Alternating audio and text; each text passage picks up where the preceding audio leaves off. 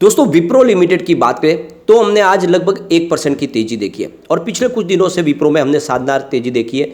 Stock 300 के अंदर जाके फिर से वापस 400 की तरफ आ चुका है और आने वाले समय में हो सकता है कि इसमें अच्छी तेजी बने। यहाँ पे हमारे सामने जल्द ही Q2 का रिजल्ट होगा और रिजल्ट की संभावना कैसी है, तो यहाँ पे जाने माने रिसर्च एनालिस्टों की क्या राय निकल के आ रही है, कैसे है आंकड़े, इस वीडियो के माध्यम से डिस्कस करेंगे।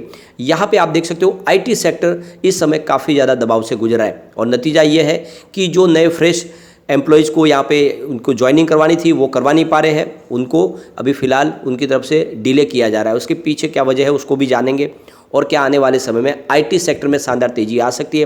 क्या ये मौका है जब आईटी सेक्टर में निवेश किया जाए। वैसे अगर आप देखें तो पिछले एक साल में आईटी सेक्टर में हमने ऑलरेडी बहुत ज़्यादा गिरावट देख ली है, तो क्या आने वाले समय में आईटी सेक्टर में फिर से शानदार तेजी बन सकती है। तो इन सारी बातों को जानेंगे इस वीडियो के माध्यम से।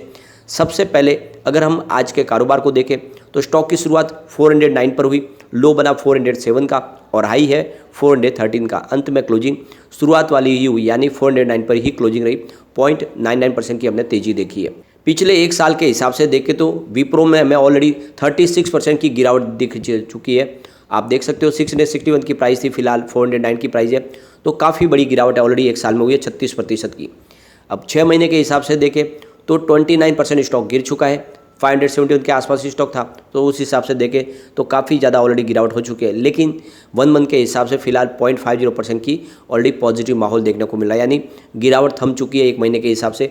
अब यहाँ पे 5 दिन के हिसाब से देखें तो 2.64% की हमें तेज़ी देखने को मिल रही है। तो कुल मिला के आप देख सकते हो गिरावट थी वो फिलहाल थम चुकी है।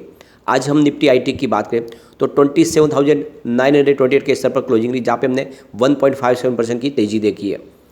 यहाँ पे जो सबसे बड़ी बाजार के लिए चिंताजनक बात है वो है इंडियन रुपीज़, जो ऑल टाइम लो पे चला गया, यानी 82.13 की प्राइस आ चुकी है, जहाँ पे बहुत ही बड़ी ये चिंता है। एक जगह से बाजार में दबाव बना हुआ है और इसका मतलब ये है कि एफआई का रुझान थोड़ा बाजार से कम हुआ है और इंडियन रुपीज़ यहाँ से नीचे गिरने की वजह यह है कि यहाँ पे डॉलर निकल रहा है। लेकिन इसका जो देखें तो प्लस पॉइंट आईटी कंपनियों के लिए, क्योंकि आईटी कंपनियाँ डॉलर में काम करती है और ऐसे में उनको इसका बेनिफिट मिल रहा है। जितना रुपीज़ टूटेगा तो उसका फ़ायदा तो आईटी सेक्टर को मिलेगा, क्योंकि उनका जो पेमेंट होता है वो डॉलर में होता है। ऐसे में इन इंडियन कंपनियाँ जो यूरोप और कंट्रीज़ यूएस कंट्रीज़ में काम करी है उनके लिए तो एक तरह से फ़ायदेमंद है ये डॉलर का गिरना। अब यहाँ पे देख सकते हो कि ब्रोकरेज हाउस की तरफ से कैसे रह सकता है रिजल्ट, उसके संभावना व्यक्त की गई है। तो एडलवाइज की तरफ से कहा गया है कि टीसीएस, इन्फोसिस और विप्रो के जो आंकड़े हैं वो रेवेन्यू ग्रोथ के मामले में 0.08%, 2.9% और 2.2% रह सकता है।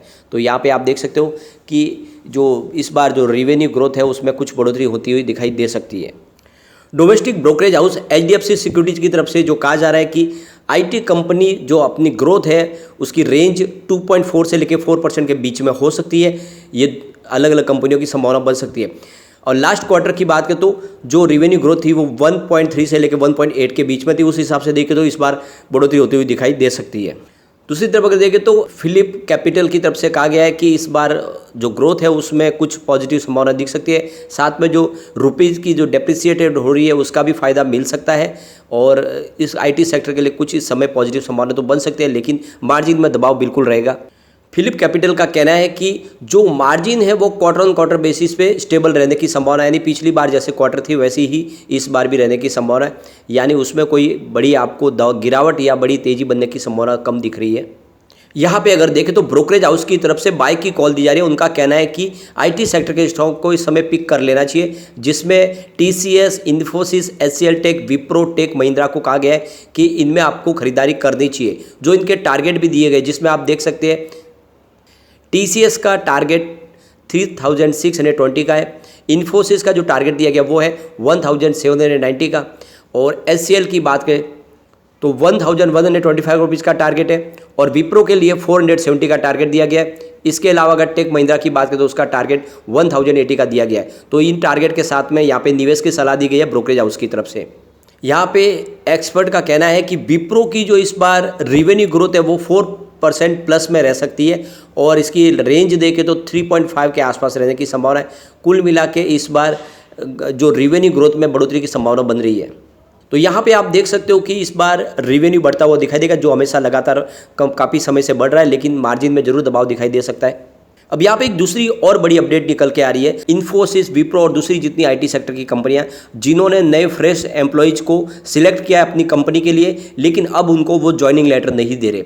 उनको कहा जा रहा है कि आपको थोड़ा सा वेट करना होगा, अभी फिलहाल इस समय हम आपको ज्वाइनिंग नहीं करवा सकते। तो कहने का मतलब उनको ईमेल के माध्यम से बताया गया है कि आपको थोड़ा और वेट करना होगा। ऐसे में ये ऐसा क्यों हो रहा है? या तो पहले कंपनियों को उनको सिलेक्ट करना ही नहीं था, जब सिलेक्ट कर लिया तो फिर उनको जॉब क्यों नहीं दिया? तो इसके पीछे सबसे बड़ी वजह है कि पिछले कुछ दिनों में बहुत ज़्यादा स्लो डाउन आ चुका है आईटी सेक्टर में, और इसके पीछे वजह आपको पता ही है, यूएस का इन्फ्लेशन और दूसरी तरफ जियोपॉलिटिकल प्रॉब्लम चल रही है, रसिया यूक्रेन का युद्ध हो रहा है। इस वजह से आईटी सेक्टर को बहुत सारा दबाव झेलना पड़ रहा है। ज़्यादा करके 6 महीनों से आईटी सेक्टर पर बहुत ज़्यादा दबाव बढ़ गया। इससे पहले वैसी प्रॉब्लम नहीं थी और इस वजह से इन्होंने सिलेक्शन भी कर लिए थे काफ़ी कैंडिडेट के। लेकिन अब ये जो मामला ऐसा बना है कि इस समय वो उनको ज्वाइनिंग नहीं करवा सकते। ऑलरेडी अगर आप देखें तो जो उनके पुराने एम्प्लॉयज़ हैं उनके भी जो वेरिएबल जो बेनिफिट्स है वो काटे जा रहे हैं, उनको दिया नहीं जा रहा है। यानी सैलरी के अलावा एक्स्ट्रा बेनिफिट सारे अभी दिए नहीं जा रहे। उनकी उनका जो इंक्रीमेंट है उसको भी रोका जा रहा है। एक तरह से देखें तो आईटी सेक्टर में जो इस समय काफ़ी ज़्यादा दबाव बना हुआ है, तो ऐसे में वो अपने खर्च में कटौती करना चाहते हैं और इसीलिए जो नए एम्प्लॉयज़ है उनको इस समय लेना नहीं चाहते और इसीलिए उनको ईमेल के माध्यम से कहा जा रहा है कि आपको वेट करना होगा। यहाँ पे देख सकते हो विप्रो की तरफ से एक ईमेल भेजा गया है जिसमें कहा गया है कि हम जल्दी आपको बताएंगे कि कब आपको ज्वाइन करना है, उसकी डेट हम बताएंगे, तब तक आपको थोड़ा सा वेट करना होगा। इसका मतलब ये है कि आने वाले समय इनको और इंतजार करना होगा नए एम्प्लॉयज़ को कंपनी ज्वाइन करने के लिए। कुल मिला के देख सकते हो कि आईटी सेक्टर में इस समय काफ़ी ज़्यादा प्रॉब्लम चल रही है।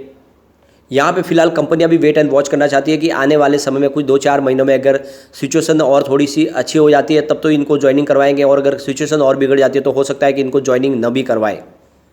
यहाँ पे देखें तो कोटक महिंद्रा एएमसी की तरफ से हर्ष उपाध्याय का कहना है कि हम देख रहे हैं कि आईटी सेक्टर में काफ़ी ज़्यादा दबाव है और आईटी सेक्टर इस समय काफ़ी ज़्यादा बड़े प्रेशर से गुजरा और ऐसे में जो नई हायरिंग है उसको एक तरह से देखें तो रोका गया है और कोई भी कंपनी फिलहाल किसी भी नए चेहरे को अपनी कंपनी में ज्वाइन नहीं करवाना चाहते और ये कुछ समय तक और ऐसे ही चल सकता है। अब यहाँ पे जैसे कि Q2 जल्दी ही हमारे सामने होगा, आने वाली 11-12 तारीख को ही रिजल्ट हमें देखने को मिल सकता है। अब यहाँ पे देख सकते हो कि कंपनी के सेल्स में तो लगातार बढ़ोतरी है। अगर हम पिछले 3 साल की इसकी परफॉर्मेंस देखें, मार्च 2021 में इनका सेल 61,935 करोड़ रुपीज़ का था, जो मार्च 2022 में बढ़ के 79,312 करोड़ रुपीज़ तक पहुंच गया और इस TTM 82,373 करोड़ रुपीज़ तक पहुंच गया। तो लगातार आप देख सकते हो सेल आपको बढ़ता हुआ दिखाई देगा, जो एक तरह से इनके लिए प्लस पॉइंट है। अब यहाँ पे ऑपरेटिंग प्रॉफिट की बात करें तो मार्च 2021 में 14,771 करोड़ रुपीज़ का था, मार्च 2022 में वो घट के 16,684 करोड़ रुपये तक आ गया और इस TTM वो और थोड़ा सा कम हुआ और 16,344 करोड़ रुपये तक आ गया। तो ऑपरेटिंग प्रॉफिट लगातार थोड़ा सा आपको कम होता हुआ दिखाई देगा। यहाँ पे सबसे बड़ी बात है कि अदर इनकम देखें कंपनी की तो उसमें भी कमी होती हुई दिखाई देगी। मार्च 2021 में जहाँ पे 2,404 करोड़ रुपीज़ की थी, जो मार्च 2022 में घट के 2,067 करोड़ रुपये तक आ गई और इस TTM 1,963 करोड़ रुपये तक आ गई। तो कंपनी की अदर इनकम भी कम हो रही है, तो नेट प्रॉफिट आफ्टर टैक्स में भी दबाव बन रहा है। आप देख सकते हो कि मार्च 2021 में इनका net profit after tax 10,868 crore rupees का था, मार्च 2022 में थोड़ा सा इनका नेट प्रॉफिट बढ़ा यानी 12,243 करोड़ तक पहुंच गया, लेकिन इस TTM वापस नेट प्रॉफिट में कमी आई, 11,554 करोड़ रुपीज़ का इनका नेट प्रॉफिट रहा है। तो कुल मिला के देख सकते हो कि कंपनी का सेल तो बढ़ रहा है लेकिन प्रॉफिट में कमी आ रही है और इस बार में रिजल्ट देखना होगा कैसा रहेगा। तो संभावना तो पॉजिटिव है कि इस बार भी सेल तो बढ़ता हुआ दिखाई देगा, लेकिन प्रॉफिट में कितना इजाफा होता है ये देखने की जरूरत होगी। तो आने वाले समय में हमें यहाँ पे इस लेवल पे खरीदारी तो बनती है क्योंकि स्टॉक में काफ़ी करेक्शन हो चुका है। आने वाले समय डेफिनेटली यहाँ पे अच्छा रिटर्न देखने को मिलेगा और जल्दी हो सकता है हमें बोनस भी मिले। लेकिन फ्रेंड, कोई भी इन्वेस्टमेंट करने से पहले अपने फाइनेंशियल एडवाइजर से एक बार ले ले या अपना खुद का रिसर्च करें, क्योंकि मैंने वीडियो आपके एजुकेशनल पर्पज़ के लिए ही बनाया। वीडियो पसंद आए तो लाइक शेयर जरूर कीजिए और चैनल को सब्सक्राइब कर दीजिए। Thank you friend.